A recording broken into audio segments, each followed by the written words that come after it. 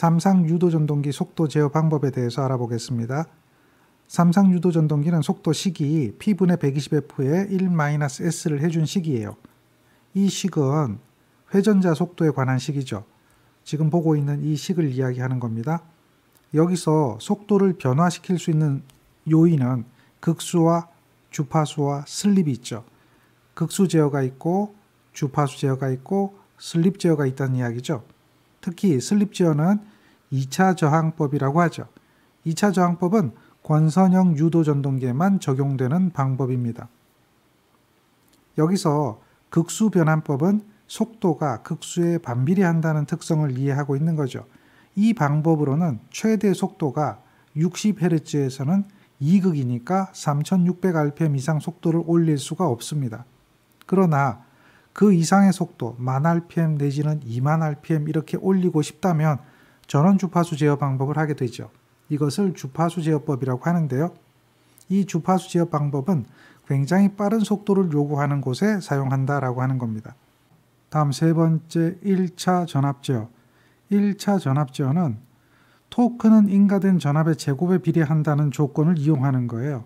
1차 전압을 제어하게 되면 토크하고 슬립 곡선이 변화되면서 속도가 떨어지게 되는데 그 부분을 이용해서 속도 제어하는 방법을 1차 전압 제어라고 합니다. 네 번째 2차 저항 제어입니다. 2차 저항 제어는 비례추이를 이용하는 거죠. 비례추이라고 하는 것은 2차 회전자에 저항을 삽입해서 슬립을 제어하는 거예요.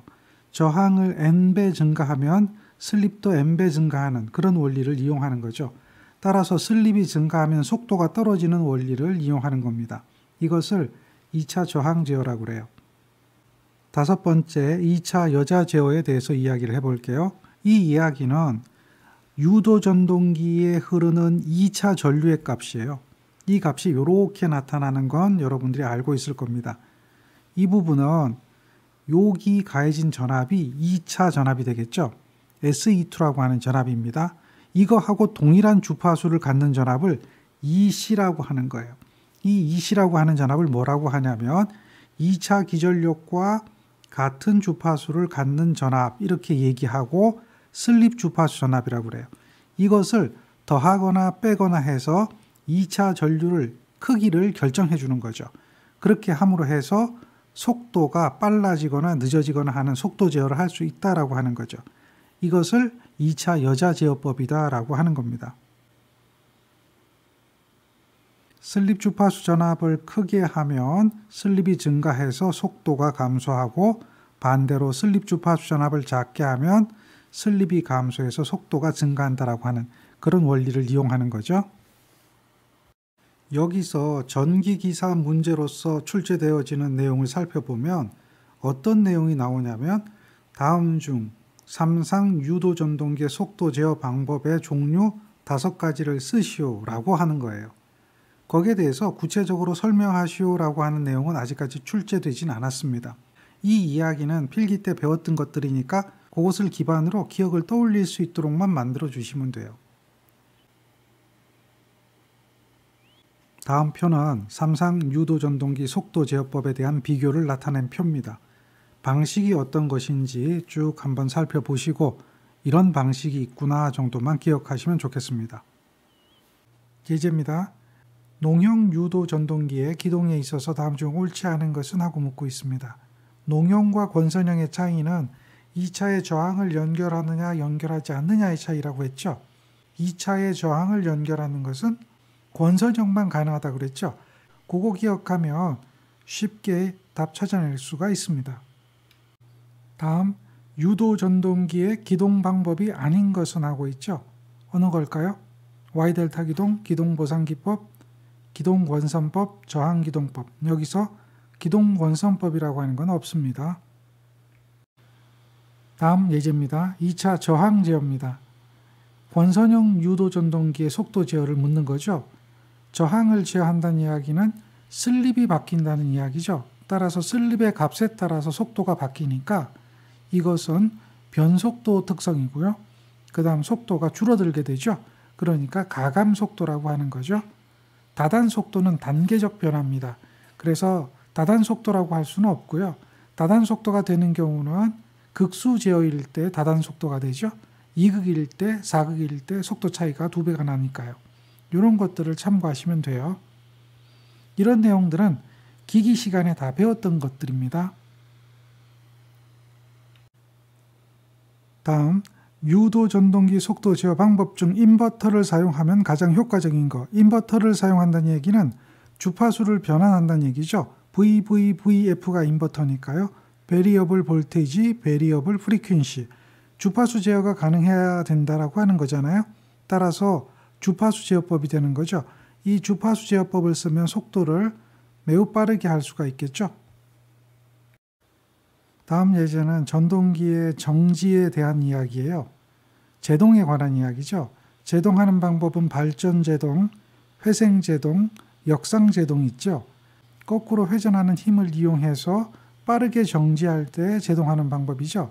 그래서 플러깅이라고 부르죠. 따라서 삼상 유도 전동기를 급속히 정지 또는 감속시킬 경우 사용하는 제동 방법 어느 걸까요? 역상 제동이 되겠죠. 다음 예제입니다. 삼상 유도 전동기의 회전 방향을 반대로 하기 위해서는 어떻게 해야 되나요? 세 선 중 2개의 접속을 서로 반대로 해주면 되겠죠. 그것을 이야기하는 거예요. 따라서 A, B, C 3상 중에서 어느 2상의 접속을 바꾸어 준다라고 하는 것이 답이 되는 겁니다. 6번째, 역상제동입니다. 역상제동은 역상을 이용하는 제동법이라는 이야기죠. 역상이란 얘기는 상회전을 반대로 한다라는 거예요. 상회전을 반대로 한다는 이야기는 역회전을 시키겠다라고 하는 거예요. 역회전을 시키려면 어떻게 해야 되냐면 3선 중에 2선을 서로 변경하는 거죠. 서로 바꾸는 겁니다. 그렇게 해서 접속하면 역상이 생겨서 그 역상 때문에 전동기의 회전 방향이 반대로 되려고 하는 겁니다. 반대로 되게끔 회전시키면 그건 역전 제어가 되겠죠. 그런데 역전을 하는 게 아니라 역전되기 전에 역전되어지는 힘만 이용해서 전동기를 정지시키는 거죠. 즉 역회전력을 이용해서 전동기를 정지시키면 전동기는 급속히 정지되겠죠. 급정지 이렇게 얘기하는 거예요. 이러한 급정지하는 제동 방법을 플러깅 제동이라고 그래요. 플러깅 제동. 역상 제동, 플러깅 제동. 요 이야기는 시퀀스에서 어떻게 역상 제동이 되는가 이것을 공부하게 될 거거든요. 그때 다시 한번 보기로 하고 지금은 개념만 이해하시면 돼요. 다음은 단상 유도 전동기입니다. 단상 유도 전동기하고 삼상 유도 전동기의 차이점 기억하세요? 기억나야 되는데요. 삼상 유도 전동기는 회전 자개를 이용해서 회전하는 방법이에요. 삼상 같은 경우는 코일이 3개가 있죠. 그리고 6가닥이 있고요. 그 6가닥을 Y결선이나 델타 결선에서 운전하잖아요. 그리고 그 코일 3개가 삼상교류니까 120도의 위상차가 있어요. 그래서 자연스럽게 시간이 흘러가면서 회전자개가 만들어집니다. 삼상에 대한 그림을 그려보면 이렇게 그려지는 거 알고 있죠? 요게 단상이잖아요. 그런데 여기에 120도 위상차가 생겨서 이렇게 그려지죠? 그 다음 또 120도 위상차가 생겨서 이렇게 그려지죠? 이게 삼상이잖아요. 여기에 자속이 만들어질 거예요. 파이와 파이 3개가 만들어지죠. 그런데 얘네들은 0도, 다음 마이너스 120도, 다음 마이너스 240도잖아요. 이렇게 위상차가 있는 자속이 만들어진단 말이에요. 그리고 나서 반사이클 가면 여기로 오면 반사이클만의 상회전이 반대가 되는 거죠. 다시 말해서 여기에 있는 0도는 이거를 0도로 볼까요? 이렇게 되는 걸. 그럼 반사이클 후에는 이렇게 간다는 거죠. 그리고 이 파란색은 어떻게 될까요? 120도가 늦어요. 이렇게 120도가 늦는데 다시 반사이클 후에는 이쪽으로 가죠. 다음 요놈 240도 늦네요. 240도 늦으면 이렇게 되죠. 반사이클 후에는 어디로 와요? 이렇게 오죠. 그러니까 시간이 흘러가면 첫 번째는 얘가 되죠. 그러니까 첫 번째는 얘가 되고 두 번째는 얘가 되고 세 번째는 얘가 되는데 이게 이놈 가는 게 주기적으로 바뀌어요. 그래서 얘네들의 합성에 의해 가지고 이 자속이 이렇게 회전하게 되는 거예요. 이 회전 자속 0도 하고 마이너스 240, 마이너스 120도 하고 마이너스 240도죠.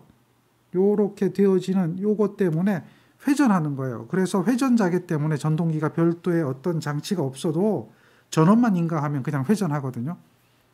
그걸 갖다 우리는 뭐라 그래요? 전전압 기동이라고 하잖아요. 그런데 단상이라고 하면 어떻게 되냐면 단상은 요 빨간색 하나밖에 없다라고 보는 거죠. 그래서 그 단상을 교번자계라고 그래요.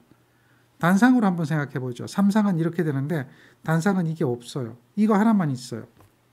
이거 하나만 있으면 자속이 어떻게 되죠? 한 번은 위로 가고 한 번은 위로 가고 한 번은 아래로 오고, 이 이야기는 단상 같으면 한 번은 이렇게 가고 한 번은 반대로 오고 이렇게 되겠죠. 이거는 교번한다는 얘기죠. 교번자계. 이거 가지고는 전동기가 회전하지 못하죠.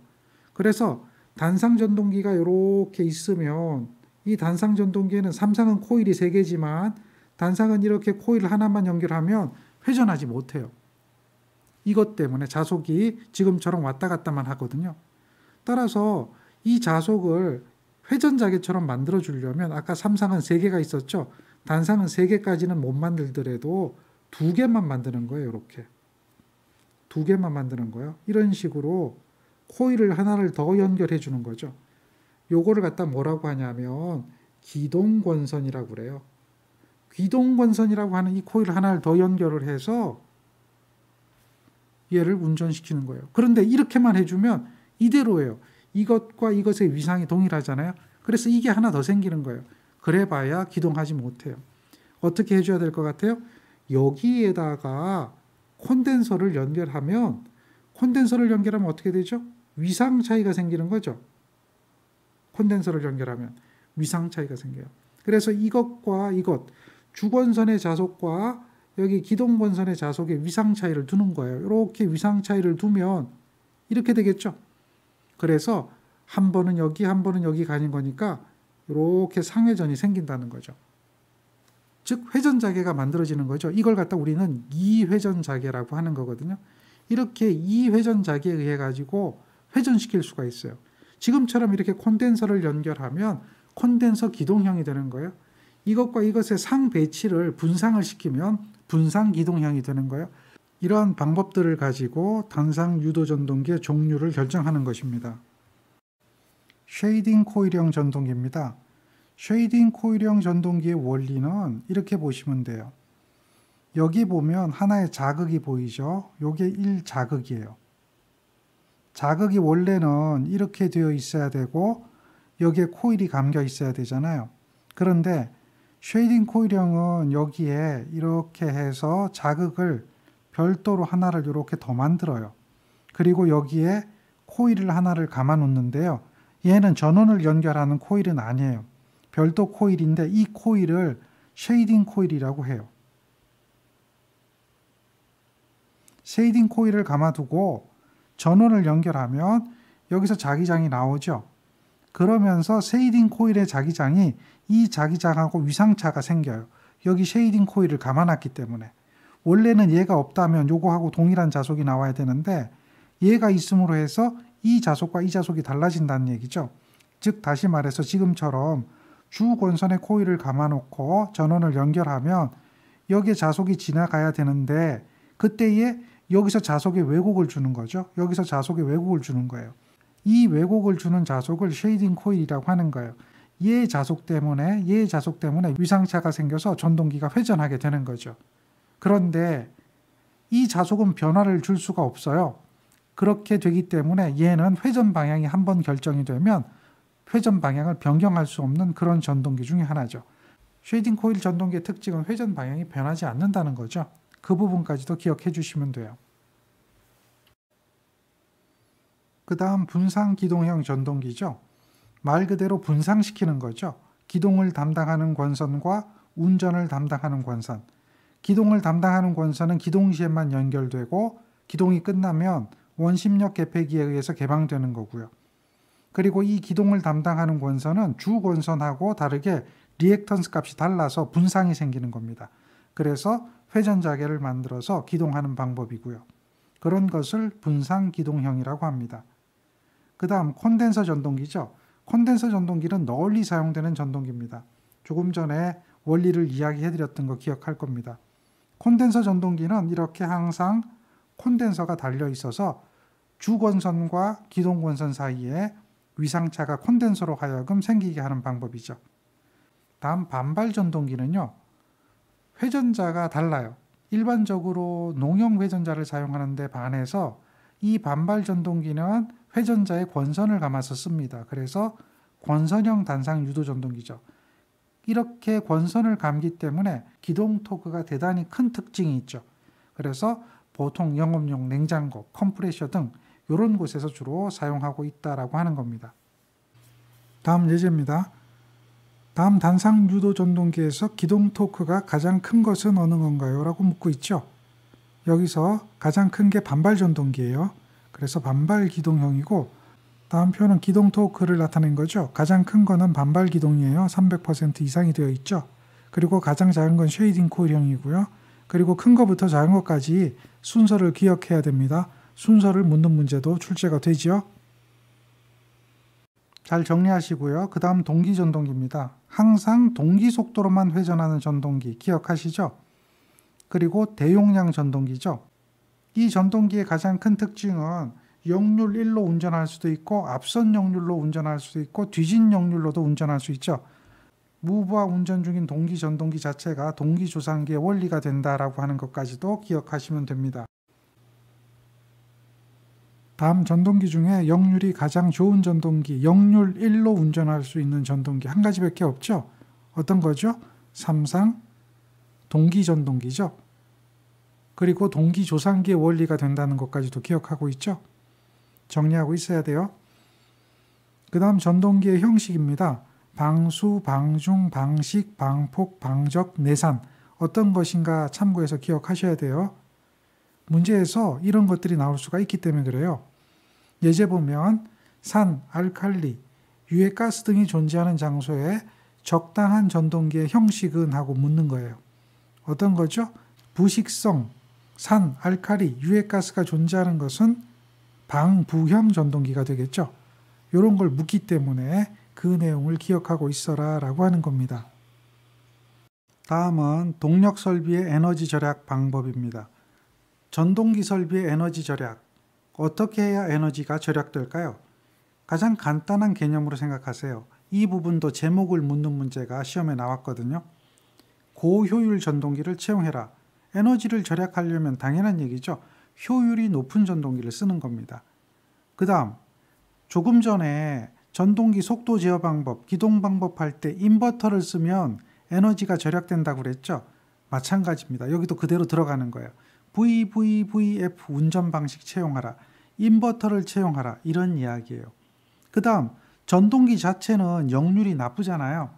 그러니까 역률을 개선하면 에너지를 절약할 수가 있거든요. 따라서 진상용 콘덴서를 설치하게 됩니다. 그 다음 빙충렬 냉방 시스템을 채용하는 거예요. 심야 시간대에 잉여 전력을 이용해서 얼음을 얼렸다가 그 얼음을 낮에 온도가 높이 올라가는 때에 녹여서 냉방하는 방법. 즉 얼음에 대한 잡열을 이용해서 에너지를 절약하면서 냉방할 수 있는 방법을 쓰는 거죠. 이걸 빙충렬 냉방 시스템이라고 그래요. 추결 방식을 쓴다는 이야기죠. 심야 전력을 이용한다. 그러면 에너지를 절약할 수 있다는 얘기입니다. 그 다음 히트펌프라고 하는 게 있어요. 여름에는 에어컨으로 쓰고 겨울에는 히터로 쓰고 하는 히트펌프가 있어요. 이것도 에너지 절약 설비 중에 한 가지입니다. 이런 방식을 쓰면 에너지를 절약할 수 있는 동력 설비가 될 수 있습니다. 다음 8번째 용도에 따른 전동기의 선정인데요. 이 부분은 전기기기 때 이야기가 다 됐던 것들이거든요. 한번 참고적으로 쭉 읽어보세요. 크레인용 전동기는 기동정지가 빈번하다라고 했죠. 그리고 정확한 위치에 서야 된다. 그래서 권선형 유도 전동기를 쓰고 레오너드 방식의 직류 전동기를 쓰기도 한다라고 하는 거. 이런 정도로 기억하시면 돼요. 권상기용 전동기는 권선형 유도 전동기 많이 쓰고 있다라고 하는 거고요. 엘리베이터용 전동기 교류 방식에서는 개방형 권선형이나 농용 유도 전동기인데 고저항 농용 유도 전동기를 쓰고 있다라고 하는 거죠. 이런 것들 참고해서 보시면 돼요. 펌프용 전동기는 특히 대용량 저속의 경우에는 동기 전동기를 사용한다라고 하는 거, 이런 거 보시고요. 권선형 유도 전동기도 사용하고 있다. 종류들을 기억하라는 이야기죠. 압축기용 전동기는 회전형은 유도 전동기, 대용량 저속 왕복 장치 압축기는 동기 전동기를 쓴다는 이야기죠. 아변 전동기는 직류 전동기 쓰죠. 교류는 동기 전동기 씁니다. 이런 것들 보고요. 다음 포트 모터라고 하는 게 있죠. 이거는 굉장히 빠른 속도로 회전하는 건데, 그런 전동기의 경우에는 인버터 제어를 한다, 주파수 제어를 한다라고 하는 거고요. 다음 예제를 봅니다. 크레인용 전동기에 필요한 특성으로 옳은 것은 하고 묻죠. 크레인이기 때문에 플라이 휠 효과가 작고 최대 토크가 커야 되는 거죠. 그리고 주로 쓰는 전동기는 권선형 유도 전동기가 많이 사용되고요. 직류로 하게 되면 직류 전동기인데 레오나드 방식을 쓴다라고 하는 거죠. 다음 중 정토크 부하에 해당되는 것은 하고 묻고 있습니다. 정토크 부하라는 것은 속도에 관계없이 토크가 일정한 부하를 이야기하는 거고요. 그것에 적합한 것은 어떤 거냐라고 물어보면 인쇄기 정도가 적합합니다. 펌프, 유체죠, 공기, 송풍기가 되겠죠. 이런 것들은 제곱 토크 부하라고 불러요. 그 다음 기중기는 정출력 부하에 해당됩니다. 이런 용도를 좀 기억하세요. 다음 예제입니다. 엘리베이터에 사용되는 전동기의 종류는 하고 묻고 있죠. 찾아내야 되고요. 그 다음 예제입니다. 가장 속도가 빠른 전동기는 하고 묻고 있죠. 1000rpm까지 올라가는 거고요. 주파수 제어하죠. 포트 모터입니다. 그 다음 문제 한번 볼까요? 섬유 공장에 실을 감는 데 사용하는 포트 모터, 어떤 건가요? 농형 유도 전동기죠. 가장 빠른 전동기 중에 하나입니다. 가정용 전기기기에 가장 많이 사용되는 전동기 하면 단상 유도 전동기가 되겠죠. 여기까지 기본적인 예제 풀었습니다.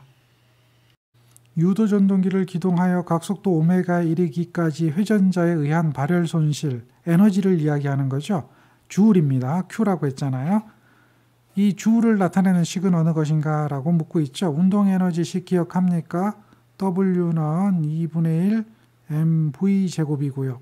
이것은 2분의 1 m에다가 r 오메가의 제곱이 되겠죠.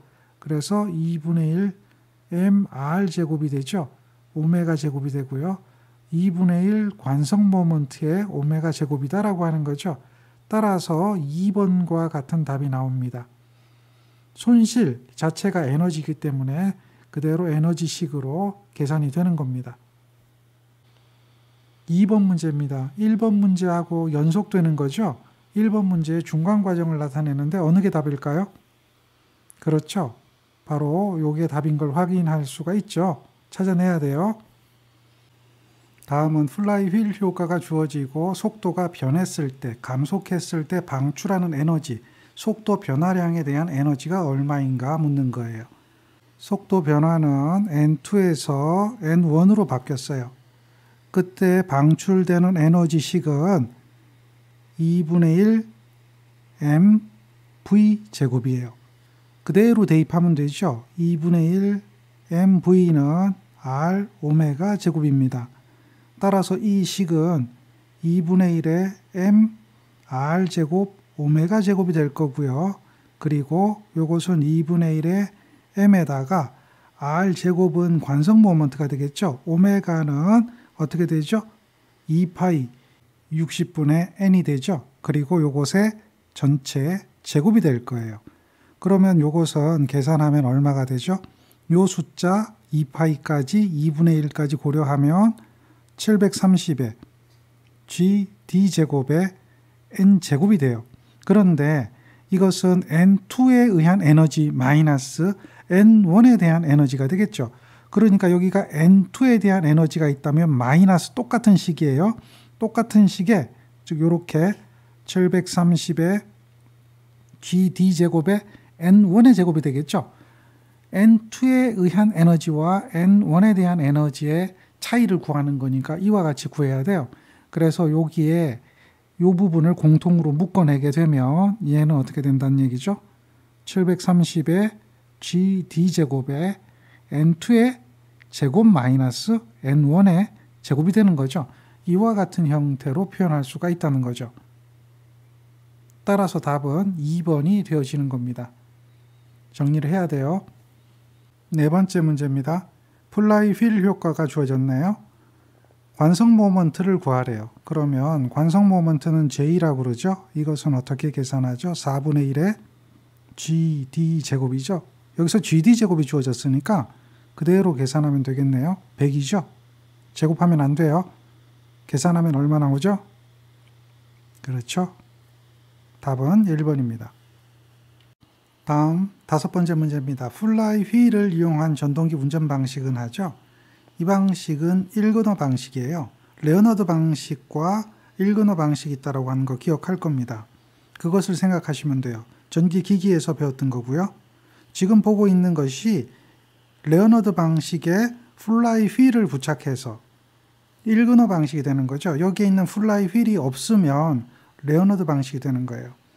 여기 보면 이 직류 전동기의 속도 제어를 하기 위해서 여기에 있는 직류 발전기를 운전을 하는 거죠.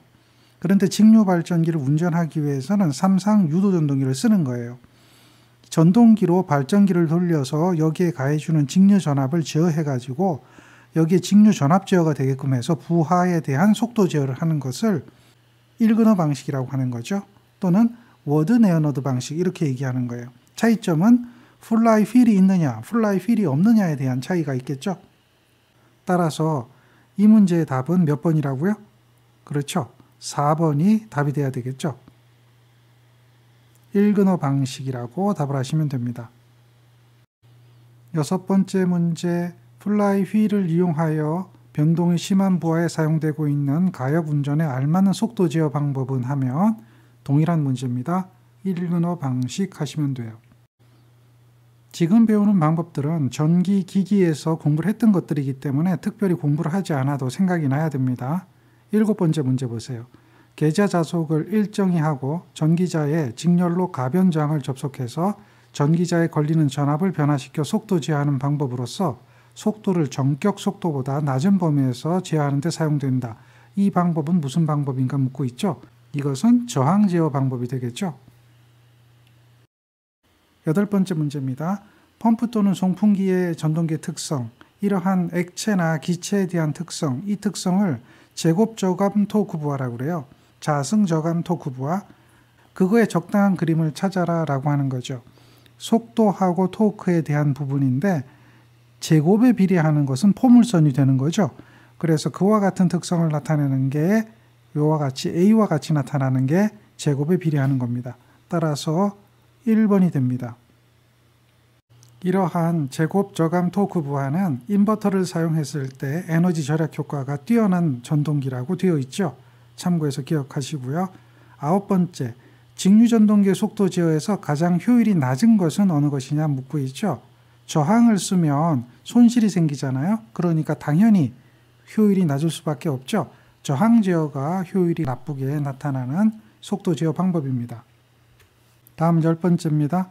직류 전동기 속도 제어에 쓰이지 않는 것은 어느 걸까요? 라고 묻죠. 전류 제어라고 하는 건 없습니다. 앞에서 배웠죠. 전압 제어, 저항 제어, 계좌 제어. 이것은 이 식을 기억하고 있을 거예요. 전동기 속도식은 어떻게 기억하죠? 여기에 V-RA, IA가 되죠. 이게 속도식이죠. 요거는 이렇게 전기기기에서 기억하고 있을 거예요. 여기서 전압을 제어하는 방법이 있고요. 저항을 제어하는 방법이 있고요. 계좌를 제어하는 방법이 있죠. 요 식을 기억하시면 돼요. 그리고 계좌 제어의 특징 기억하고 있을 거고요. 또 전압 제어에 대한 특징 기억하고 있죠. 이것은 전기기기에서 배웠던 거니까 다시 한번 정리하셔야 될 거예요. 전류 제어라고 하는 것은 없습니다. 참고해서 기억하세요. 11번째입니다. 제철용 압연기 등에 쓰이는 전동기의 속도 제어 방법은 하고 묻고 있죠. 압연기 부하가 크잖아요. 그러면서 가변 속도 부하거든요. 이런 것은 제철이나 제관 작업에서 사용하는 것들인데요. 이 방법에는 이렇게 부하가 급변하기 때문에 1근호 방식이 적합한 겁니다. 부하의 특성이 어떤 거냐라고 생각을 하시면 돼요. 일근어 장치의 속도 특성과 사용처는 하고 묻고 있죠. 이것은 가변 속도가 돼야 되는 거죠. 그리고 11번 문제를 봤을 때 대용량이잖아요. 그래서 가변 속도 대용량 전동기에 적합한 방식이다라고 하는 거죠. 따라서 1번과 2번에는 없고요. 가변 속도 대용량 제관기 하는 4번이 답이 되겠죠. 다음 13번째입니다. 엘리베이터에 사용되는 전동기의 특징이 아닌 것은 하고 있어요. 엘리베이터용 전동기입니다. 이것은 엘리베이터가 어떤 건지 잘 생각해 보면 쉽게 이해가 될 텐데요. 첫 번째, 가속도 변화 비율이 일정 값이 되도록 선택하고요. 회전 부분에 관성 모먼트가 작아야 되고요. 소음이 적어야 된다. 여기 잘 보세요. 엘리베이터는 기동과 정지를 수시로 반복하겠죠. 그래서 관성 모먼트가 크면 안 돼요. 그리고 관성 모먼트가 그러니까 작아야 되는 거고, 그 다음 가속도 변화 비율이 일정해야죠. 사람이 타고 있는데 갑자기 속도가 점점 빨라지게 된다면 문제가 있잖아요. 그러니까 일정한 속도 비율이 돼야 되는 거고요. 그리고 기동과 정지를 반복하기 때문에 기동 토크가 가급적 커야 되죠. 빠르게 기동해야 되니까요. 기동 토크가 작아서 기동할 때 문제가 생기면 안 되겠죠. 이런 부분을 살펴본다면 4번이 답이 되는 것을 쉽게 이해할 수가 있겠죠. 다음 14번째 문제입니다. 다음 곡선은 전동기의 부하로서 기계적 특성을 표시한 건데요. 송풍기. 앞에서 얘기했을 때 송풍기는 제곱저감 토크 부하라고 그랬죠. 포물선이 그려져야 된다고 그랬어요. 그렇다면 어느 걸까요? 당연히 2번과 같은 그래프가 되는 거 기억하죠? 앞에 풀었던 그래프인데 토크하고 회전수가 바뀌어 있는 거예요. 이 부분을 잘 생각하세요. 제곱에 비례하는 거죠. 바뀌면 어떻게 된다고요? 이렇게 가겠죠. 그런 부분 생각해서 정리하고 있으면 돼요. 다음 15번째 문제인데요. 이거 기억하죠? 토크식은 0.975n분의 p라고 하는 거 잘 기억하고 있을 거예요. 기기 문제도 그대로 있고요. 여기서 975가 되는 것은 키로가 되었기 때문에 975가 되죠. 따라서 2번이 답이 됩니다. 그 다음 문제 볼까요? 이번에는 양수량이 주어지고 양정이 주어졌고 전동기 출력을 구하래요. 킬로와트 값입니다. 그러면 메터 퍼 민인가 메터 퍼 세컨가를 먼저 판단하면 돼요. 여기서는 메터 퍼 민이라고 하는 값으로 주어졌네요. 그러니까 이렇게 9.8로 해서 단위 환산하지 말고 이렇게 하면 되죠. 어떻게 하면 돼요? 6.12 2타분의 그렇죠. QHK 여기다가 대입하면 되는 거예요. 6.12에다가 2타는 주어졌네요. 0.75죠. 그리고 요게 이렇게 나누기 했는데 그럴 필요 없이 그대로 메터 퍼 민입니다. 넣으면 되는 거예요. 그리고 양정이 얼마죠? 7.5죠. 여유개수 얼마입니까? 1.1이죠. 그러면 바로 10.78 약간의 오차가 생길 겁니다. 그렇게 해서 구하면 돼요. 오차가 생기는 이유는 9.8로 했느냐 6.12로 했느냐 그 차이죠. 둘 다 계산이 가능하지만 아랫게 더 편하겠죠. 이것은 여러분들이 선택해서 답을 하시면 됩니다. 동일한 문제입니다. 이 문제도 매분이라고 나와 있죠. 그리고 양정 주어지고요. 똑같아요. 그러니까 이와 같이 계산해도 되지만 앞에서 했던 식 그대로 대입하면요. 이렇게 넣으면 되겠죠. 6.12에 0.7에 그냥 5 넣고요. 양정 6 넣고요. 1.1 하면 그대로 답이 나온다라고 하는 거죠. 이렇게 해서 답을 찾을 수 있습니다. 같은 유형의 문제니까 똑같이 풀면 돼요. 이번에는 권상기인데요. 권상기는 톤으로 주어졌네요. 그리고 매분이라고 또 얘기했죠. 그러니까 매초로 생각하는 것보다는 매분으로 생각하는 게 좋겠죠. 따라서 이렇게 하면 되죠. 이것도 동일하게 6.12 2타분의 권상기니까 MV 물론 여유개수가 있으면 여유개수 적용해주면 돼요. 없으면 빼면 되고요. 그대로 대입하면 되겠죠. 6.12에 효율이 주어졌네요. 0.6이고 그 다음 톤으로 들어가야 되죠. 톤은 몇 톤이에요? 40톤이 돼야 되죠. 그리고 여기에서 속도는 3이고요. 여유개수는 없습니다. 그러면 43.9 이렇게 해서 답은 44 정도, 약 45 정도로 할 수 있겠네요. 요걸 찾아낼 수가 있습니다. 자, 여기서 우리는 6.12라고 하는 걸 기억해야 되고요. 여기는 톤으로 들어가야 되는 거예요. 톤. 잘 기억하세요. 톤. 만약에 킬로그램으로 넣게 된다면 여기는 6120이 될 거예요. 그러니까 요 중량의 단위는 톤이 돼야 된다라고 하는 거 꼭 기억해야겠죠. 이번에는 엘리베이터네요. 1톤이죠. 톤으로 넣어야 되는 거 기억해야 돼요. 1톤이고 속도는 메타/민입니다. 그리고 평형률이 주어졌죠. 전동기 용량 구하라 그래요. 따라서 요것은 그대로 넣으면 되죠. 속도가 민이니까 6.12. 효율이 주어져야 돼요. 효율은 없어요. 그러면 그대로 하시면 돼요. 그리고 속도하고 중량인데요. 중량은 1톤이니까 1을 넣게 되고요. 속도는 50이죠. 그래서 50을 넣게 돼요. 그리고 평형률이 주어졌네요. 0.5. 이렇게 하면 되겠죠. 그대로 눌러주면 됩니다. 그러면 4 나와요. 따라서 1번이죠. 기본적인 개념을 알고 있으면 문제가 다 동일하다라고 하는 것을 알 수가 있습니다. 그래서 그 문제를 문제 바이 문제로 풀지 말고 전체적인 개념을 가지고 하나의 이론으로 문제를 풀 수 있도록 연습하셔야 돼요. 다음 전기기기 시간에 배웠던 내용들이 다시 나오네요. 전동기 토크의 단위는 어느 걸까요? 라고 묻죠. 뉴턴 메타나 또는 킬로그램 메타죠. 기본적인 내용입니다. 그 다음 볼까요? 이 문제는 출력이 주어지고 회전 속도가 주어졌네요. 킬로그램 메타로 구하래요. 기억할 겁니다. 토크 T는 어떻게 계산해요? 0.975 속도분의 출력이고 킬로그램 메타다라고 하는 거 기억할 겁니다. 0.975 속도가 얼마죠? 900이죠. 와트로 들어가네요. 여기는 8200입니다. 따라서 그대로 대입합니다. 그러면 이 값은 8.8 정도 나와요. 답 4번이죠. 22번째 문제는 전동기에서 기계제동이란 하고 있어요. 제동 방법은 전기적인 제동하고 기계적인 제동으로 나눌 수가 있는데요. 전기적인 제동 방법은 발전제동, 회생제동, 역상제동이 있죠. 그리고 기계제동이라고 하는 것은 마찰력, 기계적으로 정지하는 방법이 되겠죠. 어느 걸까요? 그렇죠. 이 부분이 기계적인 방법이 되겠죠. 제동화라고 하는 것은 브레이크를 이야기하는 거예요. 마찰력으로 제동하는 방법을 말하는 겁니다. 다음 23번입니다. 전동기 축에 벨트 폴리에 지름이 주어졌고요. 회전하는 거죠. 회전체에 지름이 주어지고 매분 1140rpm으로 회전했어요. 그랬더니 20kW를 전달하고 있다는 거죠. 이때의 벨트에 작용하는 힘을 구하래요. 킬로그램을 구하잖아요. 그럼 우리는 이걸 구할 수가 있어요.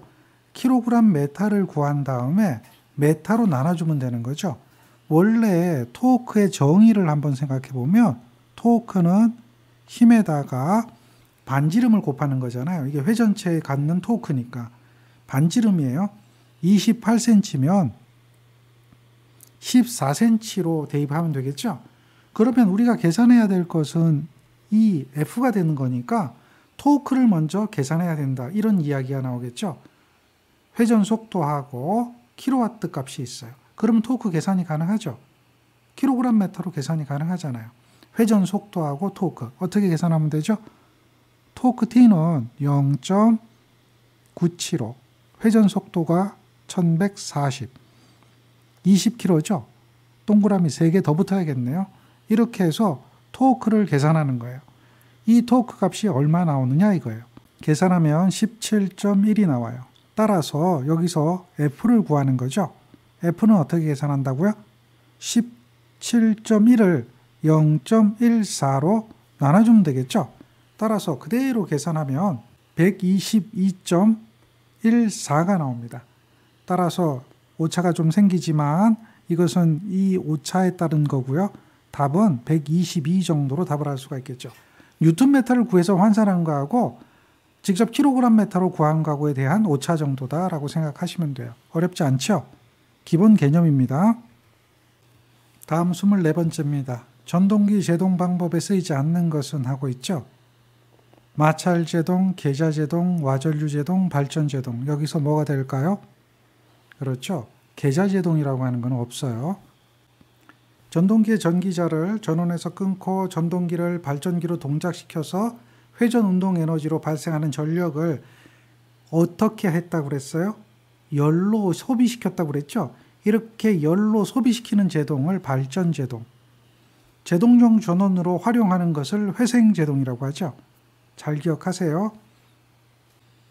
지금 배우는 것들은 전기기기에서 다 나왔던 문제들이니까 특별히 추가 설명을 하지 않고 갑니다만은 기본적으로 전기기기에서 배웠던 것들은 기억하고 있어야 돼요.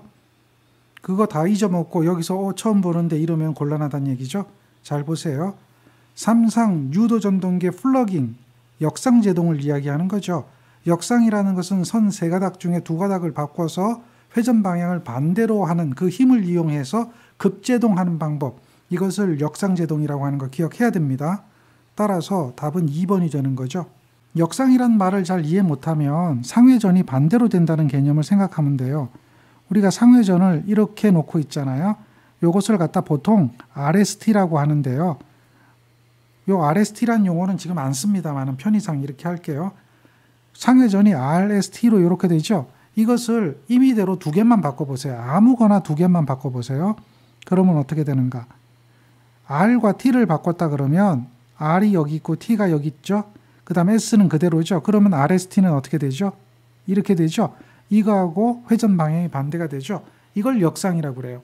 어떤 것이든 간에 두 개만 바꾸면 역상이 되는 겁니다. 그러면 회전 방향이 반대가 된다라고 하는 그 기본 개념, 이 개념을 잘 기억해야 돼요.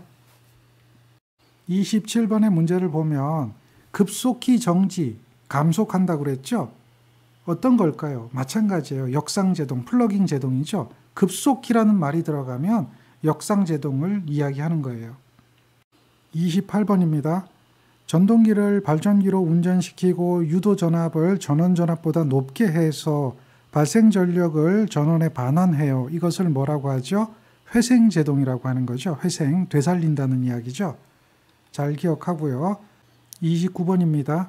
이 문제는 전기기기에서 배웠던 유도전동기 특성을 얼마나 잘 기억하고 있는가에 따라서 풀 수가 있거나 또는 못 풀거나 하는 거예요. 쉬운 문제는 아닙니다.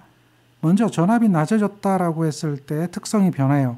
다음 중 옳지 않은 거 찾으라고 그러죠. 전압과 토크의 관계 한번 살펴볼게요. 전압과 토크의 관계는 이와 같이 되는 거죠. 전압이 낮아지면 토크가 떨어지게 되는 거죠. 기본적인 개념이에요. 그래서 토크가 감소하고 또한 속도가 떨어져요.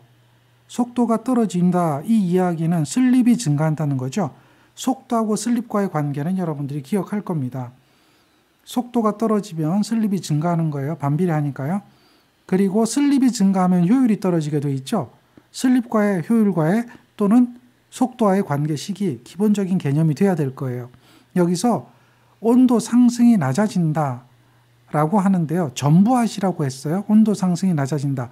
이렇게 하는 것은 맞지 않아요. 전부한데 전압이 떨어진단 말이에요. 토크가 감소하죠. 힘이 딸리잖아요. 그러면 오히려 부하 전류가 증가할 수가 있어요. 그렇게 되기 때문에 온도 상승이 낮아진다라고 보기는 어려워지죠. 따라서 1번이 답이 되는 거예요. 여기서 속도하고 효율과의 관계, 속도가 떨어지면 이렇게 되는 거죠. 효율이 나빠진다는 거예요. 슬립하고 속도 관계 기억하면 되니까요. 속도가 떨어지면 슬립이 증가하는 거죠. 슬립의 식은 어떻게 되죠? 동기속도분의 뭐가 돼요? 동기속도 마이너스 실제 회전자 속도잖아요. 여기서 회전자 속도가 어떻게 된다? 빼기잖아요. 빼기. 요게 떨어지면 요 감소하는 폭이 줄어들죠. 그러니까 요게 상승되는 거잖아요. 이런 기본 개념을 이해하고 있으면 돼요. 그래서 요게 증가되면 효율이 떨어지게 되는 거죠. 그리고 전압이 낮아지면 토크도 감소하고 거기에 대한 속도도 감소하고 하는 관계는 기본적인 개념이 돼야 되는 겁니다. 이런 전체적인 개념을 머릿속에 가지고 있어야 돼요. 전기기기 복습해야 되겠죠? 기억이 안 나면 복습하세요. 다음 30번입니다. 기동정지가 빈번한 경우에 적당한 전동기는 어느 걸까요? 라고 묻죠. 특성이 기동정지가 빈번할 때는 농형 유도전동기가 특성이 좋아요. 그래서 그와 같은 걸 쓰시는데 그 중에 특히 농형 유도전동기 중에 기동정지가 빈번한 곳에 사용되도록 특수하게 만들어진 전동기가 있는데 디프홈이나 이중농형이죠. 특히 이중농형이 그와 같은 전동기 중에 하나다라고 하는 거죠. 다음 31번입니다. 분권 전동기 특성은 했어요. 가나다라 보면 출력이 토크에 비례하느냐 반비례하느냐, 속도에 비례하느냐 반비례하느냐 이걸 물어요. 우리가 토크의 식 기억하면 0.975 n분의 p가 되잖아요. 여기서 출력을 계산하는 거예요. 그러면 0.975분의 1이 되겠죠. 그래서 그것이 1.026이 되고 n하고 t죠. 즉 출력은 어떻게 되죠? 속도와 토크의 곱에 비례하는 거예요. 그런데 여기서 분권 전동기라고 이야기를 해요. 이 이야기는 무슨 이야기냐면 분권 전동기는 정속도 전동기다라고 하는 거죠. n이 일정하다라는 거예요. 그러니까 출력은 토크에 비례한다라고 답을 할 수가 있게 되는 거죠. 요거 2번은 답이 안 되는 거예요. 정리가 되겠죠? 32번째입니다. 부하에 관계없이 회전수가 일정하며 몇 단계의 회전수를 바꾸는 전동기로서 직류 분권 및 타여자 전동기, 농형 유도 전동기는 어떤 전동기에 속하는가 묻고 있죠. 회전수가 일정하고 몇 단계로 바꾼다. 그러니까 얘는 뭐예요? 회전수가 일정하면 정속도, 그 다음 몇 단계로 바꾼다면 다단속도 이렇게 되는 거죠. 그런데 얘는 다단속도인 거죠. 변속도라는 것은 부하에 따라서 바뀌는 거고요. 이해되겠죠? 여기서 정속도는 아니냐 이렇게 물어볼 수도 있는데 잘 보세요. 속도가 일정해요. 근데 그 일정한 속도가 단계로 일정하다 그 이야기를 하는 거죠. 단계로 변하는 게 아니에요. 단계로 일정하다라고 하기 때문에 정속도 전동기라고 볼 수는 없고 다단속도 전동기로 보는 게 타당하죠. 전기기기 시간에 배웠던 얘기 중에 또 하나죠. 전동기의 전격 회전수에서 기동 토크가 큰 거, 직류 직권 전동기일 거예요. 기억해야 될 겁니다. 전류의 제곱에 비례하죠. 직류 직권 전동기죠. 기억하셔야 돼요. 다음 문제를 보면 기중기에 쓰인데요. 직류 직권 전동기래요. 이 전동기는 토크 T는 전류의 제곱에 비례해서 기동 토크가 대단히 큰 전동기죠. 그러면서 가변 속도의 부하에 따라서 속도가 바뀌는 거 기억할 거예요. 이러한 직류 직권 전동기의 특징은 어떤 거냐 물어요. 부하 전류로서 여자되며 맞죠? 일정 단자 전압에서 부하 전류에 따라서 토크가 급증한다. 맞죠? 그래서 특징은 했으면 1번이 맞아요. 중부하에서 자속이 격감하여 회전 속도가 높다. 부하 전류가 증가하게 되면 회전 속도가 떨어지죠. 왜 그러냐면 직류 전동기의 속도식을 기억할 거예요. 이것은 K의 기계정수라고 하죠. 여기에 파이 V-RAIA잖아요. 그런데 직류 직권 전동기는 이것이 K에다가 IA가 돼요. V-RAIA가 돼요. 왜 그러냐면 이 직류 직권 전동기의 특성이 파이하고 IF하고 IA하고 전류가 다 같아요. 부하 전류하고 같기 때문에 그렇거든요. 따라서 얘가 뭐가 된다고 그랬어요? 중부하다. 부하 전류가 크다라고 하는 거잖아요. 중부하라는 얘기는 부하가 많이 걸렸다 이 이야기거든요. 부하 전류가 크다 이런 이야기가 되기 때문에 증가하게 되면 속도는 떨어지는 거죠. 회전 속도가 높다. 이건 안 맞다는 이야기예요. 그리고 부하 전류와 토크는 반비례한다. 이건 말이 안 되는 거죠. 잘 기억해 보세요. 토크 식이 어떻게 되는가? 토크 식은 이렇게 되잖아요.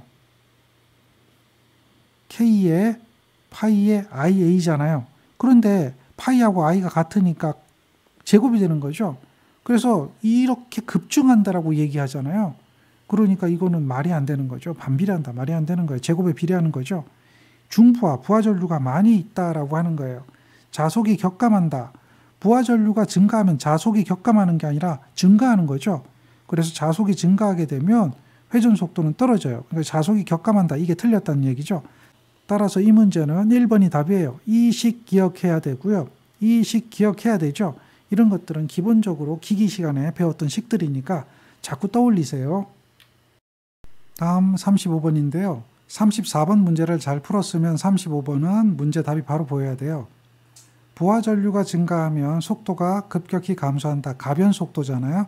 이런 전동기는 무슨 전동기인가? 방금 이야기했잖아요. 직류, 직권 전동기가 해당된다라고 하는 거죠. 36번은 브러쉬가 없는 전동기는 하고 묻고 있어요. 브러쉬레스 전동기를 말하는 거죠. 이 브러쉬가 없으려면 정류자가 없어야 되는 거죠. 정류자가 있을 때는 반드시 브러쉬가 있을 수밖에 없는 구조잖아요. 잘 기억하고 있으면 돼요. 그래서 브러쉬레스 DC 모터를 찾는다. 무정류자 전동기다. 이런 것을 기억하면 쉽게 해결이 될 겁니다. 그 다음 전동기에 진동이 생기는 원인이 있어요. 그것에 해당되지 않는 것 찾으라고 그러죠. 읽어보면 답이 보일 거예요. 정견 및 동력 불평형이다. 베어링이 불균등이다. 회전자 철심의 자기의 상실의 불평등이다. 고조파 자기에 의한 동력 평형이다. 평형이라고 하면 이거는 거리가 멀죠. 고조파 자기에 의한 동력 불평형이라고 해야 되겠죠. 평형이라고 하면 요거는 좀 거리가 멀죠. 따라서 가장 거리가 먼 거 찾으면 돼요. 38번입니다. 동일한 문제입니다. 잘 보세요. 전동기 운전 시 생기는 진동은 기계적인 것이 있고 전기적인 원인이 있다라고 하죠. 이 중에서 기계적인 거 찾으래요. 기계적인 원인은 베어링에 의한 문제나 회전자의 위치에 대한 문제나 또는 기기의 연결 문제나 또는 기초공사가 불안정할 때 나타나는 거죠. 여기서는 답이 3번이 되는 거죠. 이런 기본적인 개념을 이해하고 있으면 돼요. 다음, 전동기 손실 중에서 부하하고 관계없는 손실 이렇게 물어요. 부하손은 전류의 제곱에 비례하는 거죠. 그런데 부하하고 관계없는 손실은 무부하손이에요. 철손, 기계손이 되겠죠. 철손은 히스테리시스손, 와류손이 될 거고요. 기계손은 베어링 마찰손, 풍손 이런 것들이 되겠죠. 따라서 부하하고 관계없는 것은 베어링 마찰손이 되는 겁니다. 그 다음 전동기의 형식인데요. 조풍이라고 하는 것은 바닷바람을 이야기하는 거예요. 여기에는 어떤 것이 적합하냐라고 묻는데요. 내산형이 됩니다. 전동기 종류 형식 앞에서 이야기했었어요. 그 다음 절연물의 종류죠. YAE, BFHC 전기기기 시간에 배웠던 거 그대로 나왔네요. 여기서 2종 절연물 하면 요게 발음이 2잖아요. 그러니까 2자 들어가는 거 찾으면 되겠죠. 요렇게 기억하면 될 거예요. B자는 1하고 3하고를 이렇게 연결하면 B가 되겠죠. 그래서 B는 130도 이렇게 기억하잖아요. 그런 것들 몇 가지를 이해해서 기본적인 것들을 답을 찾을 수 있도록 연습해줘야 되겠죠. 잘 정리하세요.